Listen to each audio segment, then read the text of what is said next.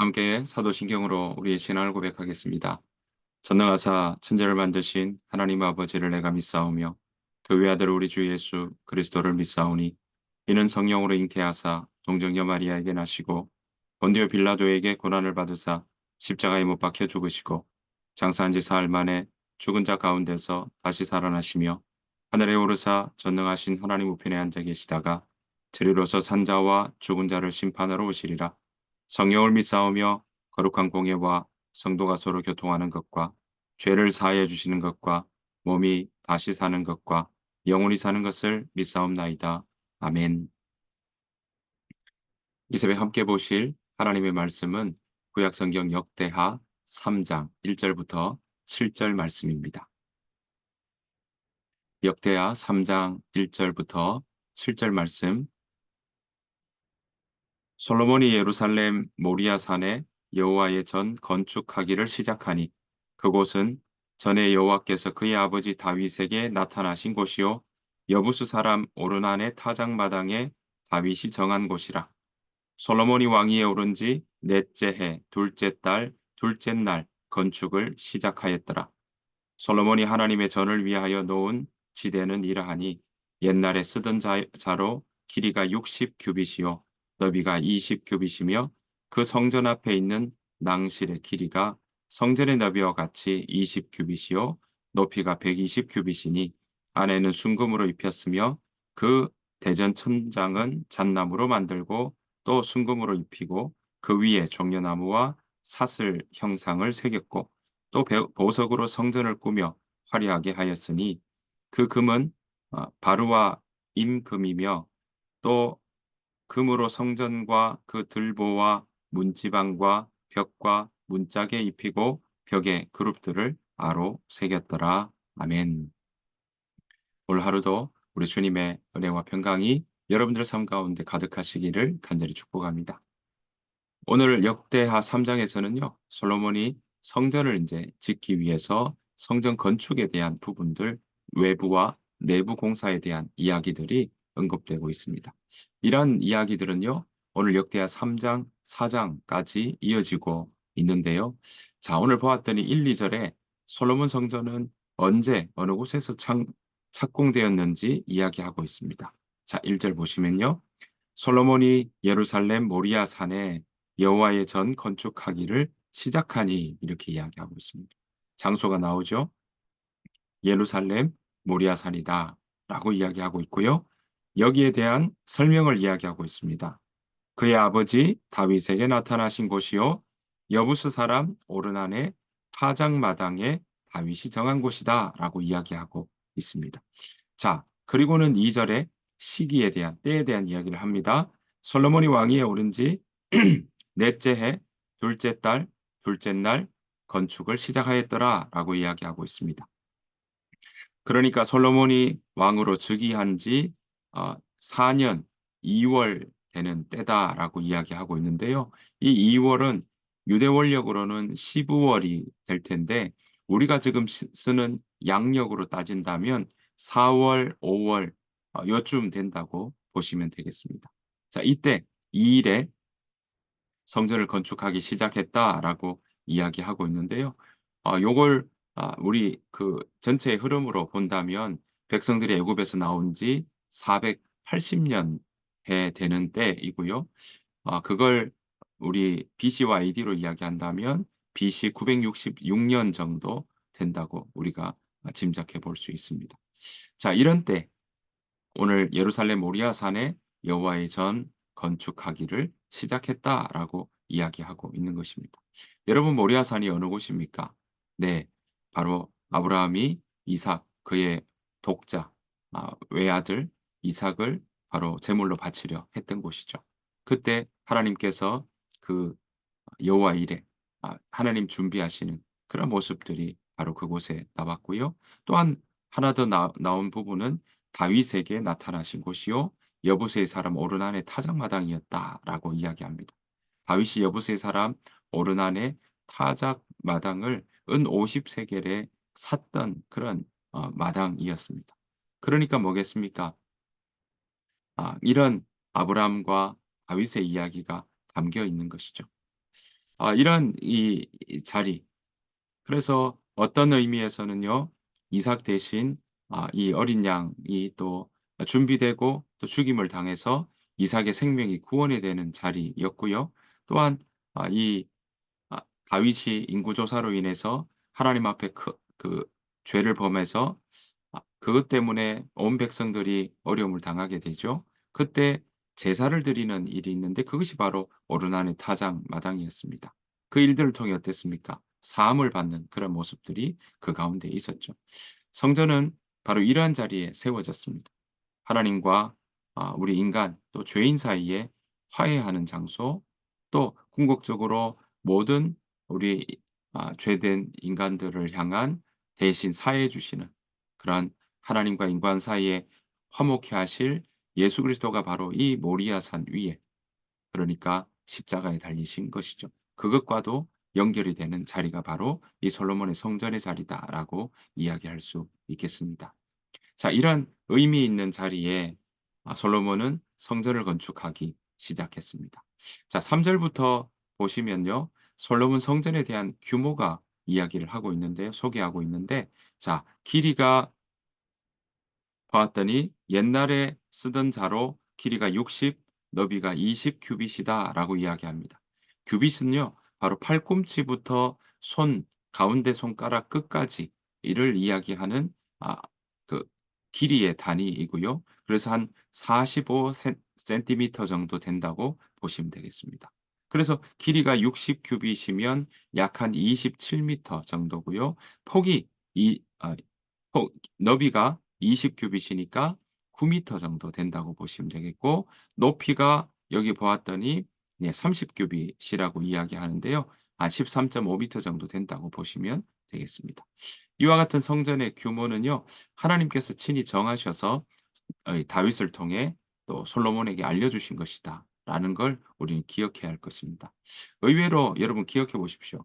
가로가 27, 세로가 20, 높이가 13.5 미터 정도 된다라고 한다면 그렇게 사실 큰 건물이라고 이야기하기에는 쪼끔 어렵습니다. 이렇게 '상상 외로 작다.'라는 부분들을 우리가 생각해 볼 수 있는데, 왜 이렇게 하나님께서 이 정도에 되는 규모로 성전을 정하라고 말씀하셨을까라는 거죠. 그러니까 성전 건물 자체가 이 큰 것 때문에 그 규모에 압도되어서 성전 그 자체가 경배의 대상이 되어서는 안 된다라는 것이죠. 성전은 그야말로 하나님을 만나는 자리요. 또 그 자리에서 하나님을 높이는, 또 그 성전을 통하여서 하나님을 찬양하고 경배하는 그 일들이 더 중요하다라는 것이죠. 그러니까 오직 전능하신 하나님께만 그 백성들의 모든 관심과 찬양과 경배를 올려드리는 그 부분에 집중할 것을 바로 요청하는, 또 강조하는 부분이라고 말씀드릴 수가 있겠습니다. 자, 그런데 4절 보시면요. 낭실에 대한 이야기가 나옵니다. 낭실은 현관이라고 보시면 되겠는데요. 그 높이가 성전의 이 본문에 나오는 것처럼 너비와 같이 20 규빗. 그런데 높이가 보았더니 120 규빗이라고 이야기합니다. 120 규빗이면요. 54 미터 정도 되는 거거든요. 자, 그런데 그 정도 되면 54 미터면 우리로 지금의 형태로 친다면 15 층, 뭐 1 층을 3 미터로 친다고 보더라도요. 그진 이 18 층, 뭐 이 정도 되는 규모의 높이입니다. 이게 쉽게 이해하기가 쉽지 않은 거죠. 왜냐하면 그 뒤에 나오는 성전의 규모는 높이가 30 규빗이라고 나왔거든요. 그러니까 13.5 미터와 현관만, 낭실만 54 미터가 된다는 건 이미 규모 자체가 거진 이 40 미터, 35 미터에 40 미터 사이에 큰 차이가 난다고 이야기할 수 있는데, '그렇게 지을 수 있을까?'라는 의구심을 갖게 합니다. 많은 성경 해석자들은요. 이런 이 부분에 대해서 '필사자가 네 이 실수한 것 아닌가.'라는 생각들을 하고 있습니다. 그래서 그럴까요? 실제로 이 구약을 헬라어로 번역한 70 인역이라든지 또 다른 번역본인 시리아역이라든지 이런 번역본의 아람역 같은 데서는 보면 이 구절을 그냥 20 규빗이라고 이야기하고 있습니다. 그러니까 이 부분에 대해서 그냥 120 규빗이 아니라 20 규빗이라고 기록하고 있다라는 것입니다. 자, 이런 부분들을 함께 보면서 보시는 것처럼 성전의 규모에 대한 이야기와 길이에 대한 이야기가 쭉 나오고 있습니다. 8 절부터 우리가 함께 본 14 절까지 쭉 보시면 지성소에 대한 규모와 거기에 두는 여러 가지 기물들에 대한 이야기가 나오고 있고요.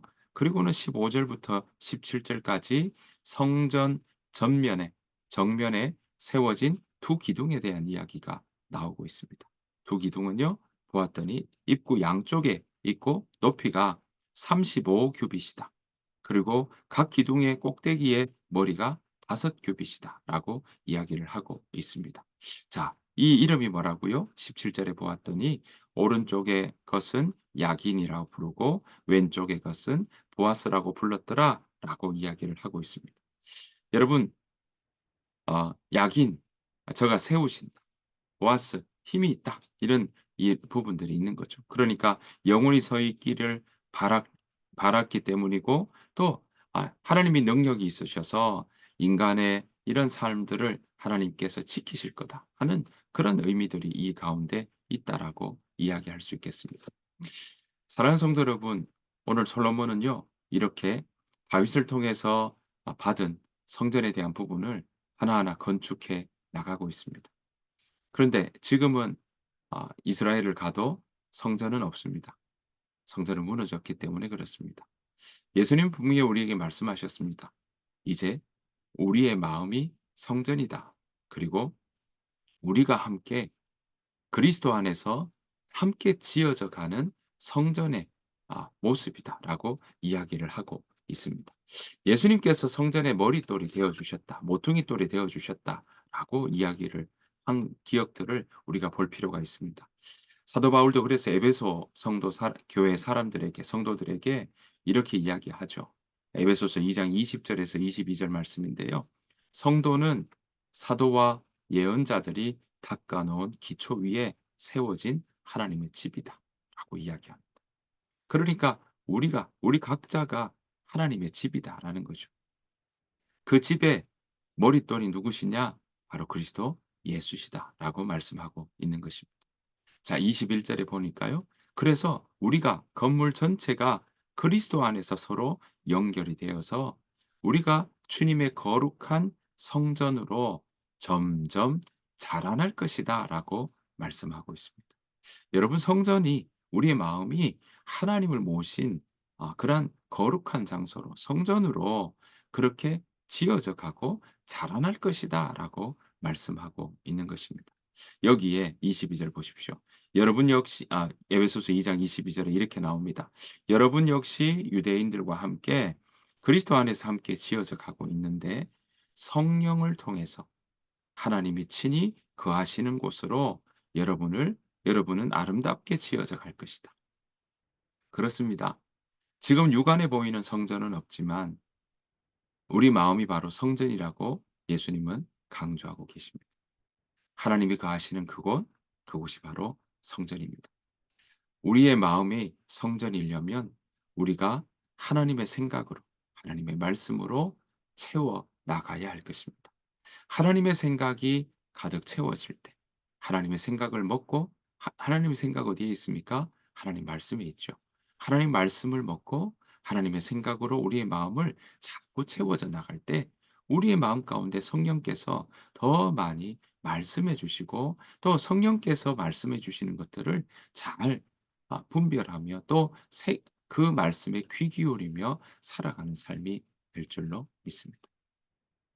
사랑하는 성도 여러분, 하나님은 오늘 우리에게 우리 가운데, 우리 마음 가운데 거하시며 우리와 함께 가기를 원하신다는 사실, 오늘 기억하며 하나님 하나님께서 말씀해 주신 이것을 솔로몬이 이렇게 하나하나 지어져 가는 것처럼, 시간을 들여 가는 것처럼 이제 우리 마음이 하나님을 모신 성전으로 함께 지어져 가고 점점 자라는 우리 모두의 마음이, 또 우리 모두의 마음의 성전이 되기를 소원합니다.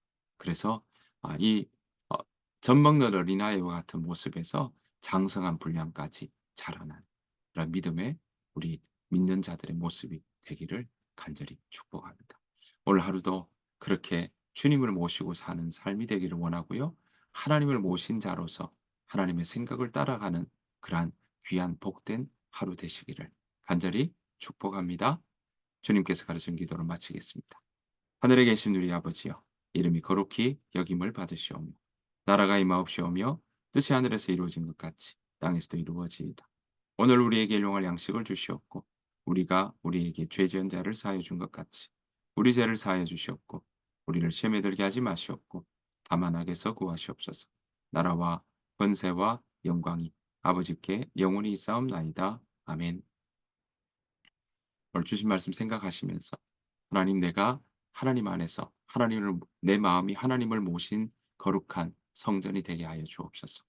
하나님, 그리고 우리 마음 가운데 성령 하나님을 모시고 성령 하나님께서 말씀하시는 그 길을 따라 하나님의 생각으로 가득 차서 하나님을 따라가는 그런 복된 하루 살아갈 수 있도록 인도해 달라고 우리 시간 함께 오늘 하루를 넣고 우리 가족들과 또 성도들을 함께 중보하며 이 시간 함께 기도하며 나아가길 원합니다. 다 같이 기도하도록 하겠습니다.